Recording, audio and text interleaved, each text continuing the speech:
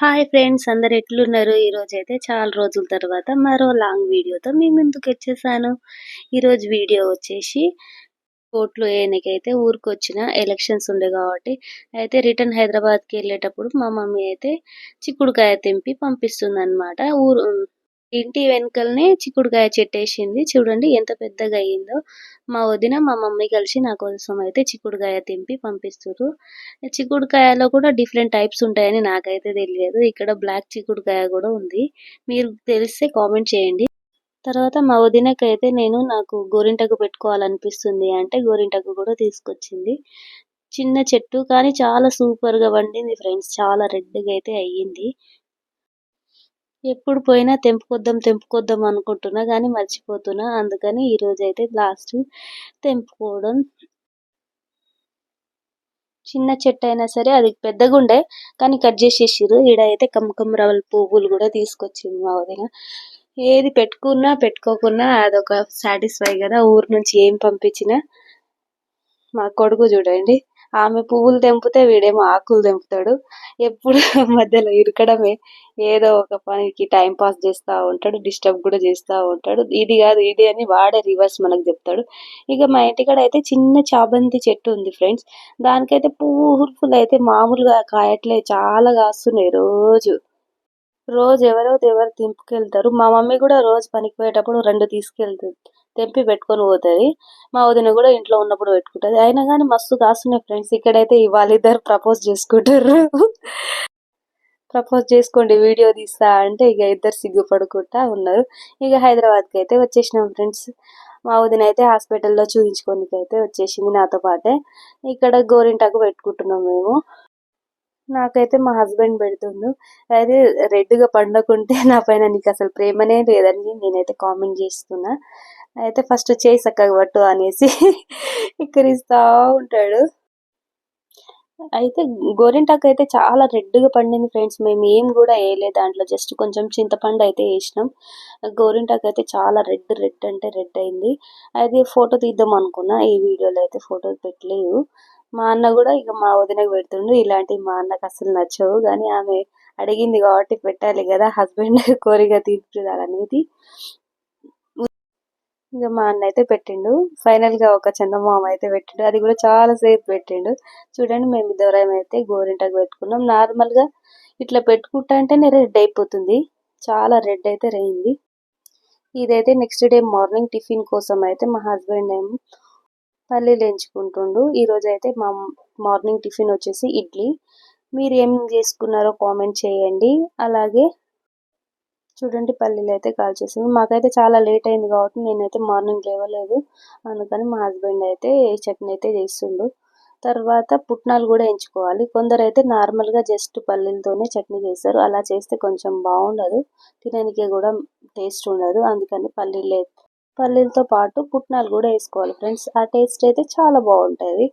తర్వాత కొద్దిగా అయితే మాడిపోయింది లాస్ట్కి. ఇంకా 2-3 మిర్చి అయితే వేసుకోవాలి, కాల్చుకోవాలి. అది కూడా పెనం మీద కూడా కాల్చుకోవచ్చు కానీ ఇలా కాల్చుకుంటే అయితే మంచిగా కాలుతుంది. కాబట్టి మా హస్బెండ్ ఎప్పుడు ఇలా ఎక్స్పెరిమెంట్లు చేస్తూ ఉంటాడు, వింత వింత ఎక్స్పెరిమెంట్లు. కానీ టేస్ట్ అయితే బాగానే ఉంటుంది అనుకోండి. తర్వాత జ్యూస్ అయితే ఏబిసిడి జ్యూస్ అయితే చేస్తుండు. మీకు ఎంతమందికి తెలుసు ఏబిసిడి జ్యూస్ అనేది కామెంట్ చేయండి. ఇక్కడ చట్నీ మళ్ళీ ఏబిసిడి జ్యూస్ తాగి చాలా రోజులు అవుతుంది. ఏ అంటే యాపిల్, బి అంటే బీట్రూట్, సి అంటే క్యారెట్ అనేసి అన్ని 3 కలిపి జ్యూస్ అయితే చేస్తారు. దాని పేరే ఏబిసి జ్యూస్ అని పెట్టేసారు అందరూ. అది చాలా ఫేమస్ అయిపోయింది అనమాట. ఇక నేనైతే డైలీ తాగుతాను. ఈ ఊర్లో అయితే తాగలేదు కాబట్టి ఇక్కడ మా హస్బెండ్ పొద్దున్నే లేచి చేసేసారు నా కోసం. చేసుకొని తాగడం కొంచెం ఇబ్బందిగా అనిపిస్తూ ఉంటుంది, అందుకని నాకు కొంచెం బద్ధకం కూడా. మా హస్బెండ్కి అయితే డ్యూటీకి అయితే తొందరగా పిలిచారు. అందుకని తొందరగా అయిపోయే కర్రీ ఏమైనా ఉందా అంటే పాలకూర అయితే మంచిగా అవుతుంది. పాలకూర అయితే తొందరగా స్పీడ్గా అయిపోతుంది కదా ఫ్రెండ్స్. అందుకని పాలకూర అయితే కోసుకుంటున్నాను నేను. పాలకూర తెంపుకోవచ్చు కానీ నేనైతే సీజర్తో కట్ చేసుకుంటున్నా. ఎందుకంటే సీజర్తో కట్ చేస్తే చాలా తొందరగా మళ్ళీ పెరుగుతుంది కాబట్టి సీజర్తో అయితే కట్ చేసుకోవాలి.